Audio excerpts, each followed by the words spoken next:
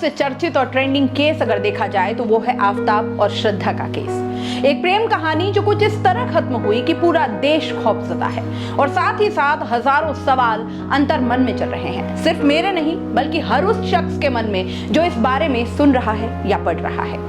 बात प्रेम से शुरू हुई, आफताब और श्रद्धा के प्रेम से।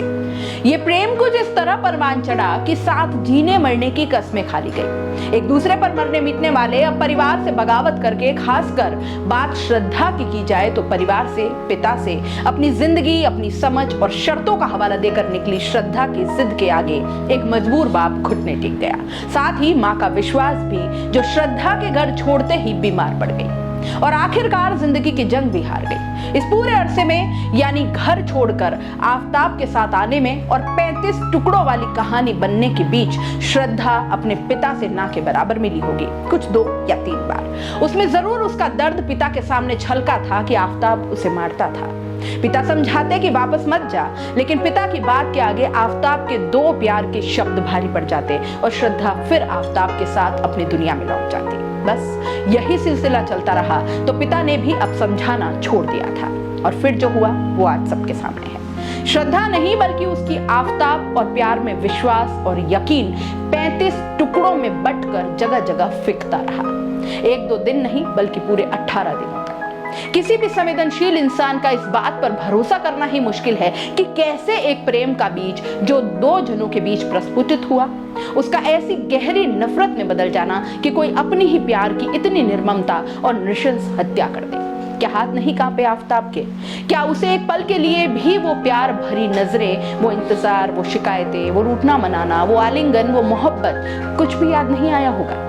क्या मानसिकता रही होगी उस वक्त आफताब की? क्या उन 35 टुकड़ों में 35 लम्हे भी उसकी आंखों के आगे से जहन से नहीं गुजरे होंगे?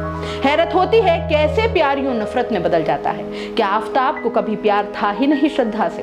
क्योंकि अगर होता तो उसके टुकड़े जब उसने फ्रिज में रखे थे तब उन टुकड़ों की मौजूदगी में दूसरी लड़की के साथ उसी कमरे में डेट करने पर उसका मन उसे धिक्कारता जरूर, पर ऐसी उम्मीद भी बेमानी लगती है। जो प्यार, समर्पण, अधिकार का अर्थ ही नहीं समझ पाया, वो मर जाने के बाद के एहसासों को कहां अहमियत देता। क्या आसान था आफताब का आफताब होना? आसान था श्रद्धा का श्रद्धा हो जाना? सबकी जुबान पर आफताब के लिए गुस्सा है, गालियां हैं, नफरत है। खुद तो गिरा ही, साथ ही अपने धर्म को भी बदनाम कर गया। उसका ये एक काम जिसका खामियाजा वो इंसान भी अब भुगतेगा, जिसका आफताब से कोई लेना देना नहीं, जो उसके इस काम से इत्तेफाक भी नहीं रखता, लेकिन फिर भी वो भुगतेगा जरूर। लोगों के व्यवहार में, बातों में, व्यापार में, सोशल मीडिया पर, गली मोहल्ले में, हर जगह भुगतेगा। फिर चाहे वो इस देश के किसी भी कोने में रहता, वो भुगतेगा आफताब की करनी।